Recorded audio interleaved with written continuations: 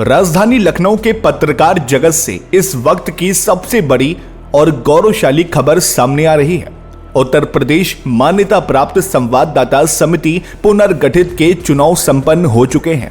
इस चुनाव में कलम के सिपाहियों ने न सिर्फ अपने भविष्य के लिए मतदान किया, बल्कि सत्ता के गलियारों से आई अड़चनों को भी अपनी एकता से परास्त कर दिया। इस महामुकाबले में श्री अनिल तिवारी जी ने अपनी लोकप्रियता का लोहा मनवाते हुए कार्यकारिणी सदस्य के रूप में ऐतिहासिक जीत दर्ज की है। वहीं श्री शेखर पंडित जी को भारी बहुमत के साथ समिति का नया अध्यक्ष चुना गया। यह चुनाव कोई साधारण चुनाव नहीं था। एनेक्सी मीडिया सेंटर के गेट बंद होने के बावजूद तपती धूप में सड़क पर बैठकर पत्रकारों ने अपने लोकतांत्रिक अधिकार का प्रयोग किया। इस पूरी प्रक्रिया में सबसे चमकता हुआ नाम रहा श्री अनिल तिवारी जी का। कार्यकारिणी सदस्य की दौड़ में अनिल तिवारी जी को पत्रकारों का अपार स्नेह और विश्वास प्राप्त हुआ। उन्हें 95 वोट मिले, जो उनकी कर्मठता और पत्रकार हितों के प्रति उनके समर्पण का प्रमाण है। उनकी इस प्रचंड जीत ने साबित कर दिया कि वे आज भी पत्रकारों के बीच सबसे भरोसेमंद चेहरों में से एक हैं। वहीं अध्यक्ष पद पर श्री शेखर पंडित जी ने 78 वोट हासिल कर एक तरफा जीत दर्ज की। महासचिव के रूप में ज्ञानेश पाठक और कोषाध्यक्ष पद पर विक्रम राव विजय रहे। उपाध्यक्ष पद के लिए अमन अग्रवाल को सर्वाधिक 129 वोट मिले।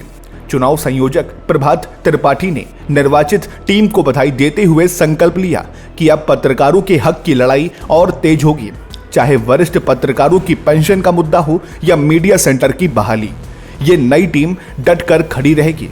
अनिल तिवारी जी और शेखर पंडित जी के नेतृत्व में इस समिति का भविष्य अब और भी उज्जवल नजर आ रहा है।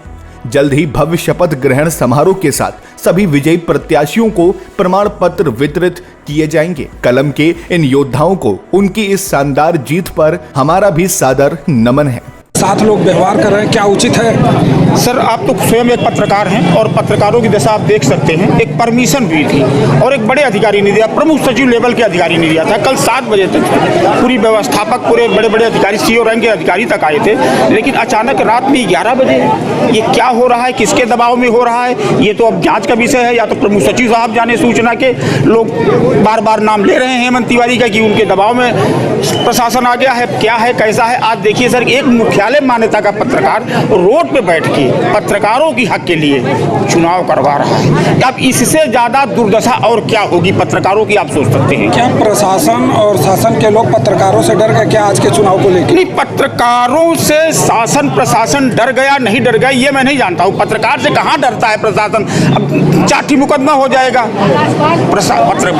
किसी भी पत्रकार से प्रशासन नहीं डर रहा है, ठीक है। हाँ, मैं इतना जरूर कहूँगा, माननीय मुख्यमंत्री से मेरी एक अपील है कि वो न्याय संगत हैं, न्याय प्रिय हैं, तो वो एक बार पत्रकारों के विषय में सोचें। और जिस तरह से प्रशासन फिर भी लगा हुआ है, इंस्पेक्टर साहब लगे हैं, सीओ साहब लगे हैं, फिर भी ये लोग बड़े उससे इनको आदेश है, अपने आप कर रहे हैं, लेकिन फिर भी सहयोग कर रहे हैं आप बाहर रोड पे। आज का जिस तरीके का चुनाव हो रहा है, क्या आपने इस तरह का चुनाव कभी नहीं देखा, कभी नहीं देखा था। आज 22 सालों की पत्रकारिता में कभी ऐसा न चुनाव देखा है, न ऐसे मतदान किया है, और न कभी भविष्य में ऐसी मैं उम्मीद करूंगा।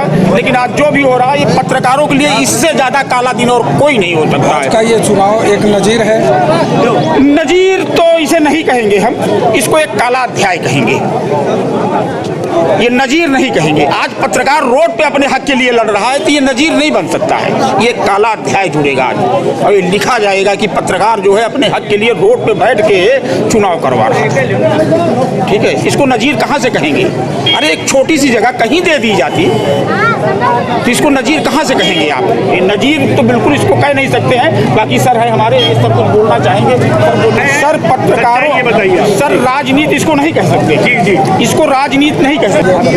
अनिल तिवारी मेरा शुभ नाम है, अनिल तिवारी मेरा शुभ नाम है। आप लोगों के बीच का हूँ, पत्रकार हूँ। अनिल जी, बहुत बहुत धन्यवाद आपने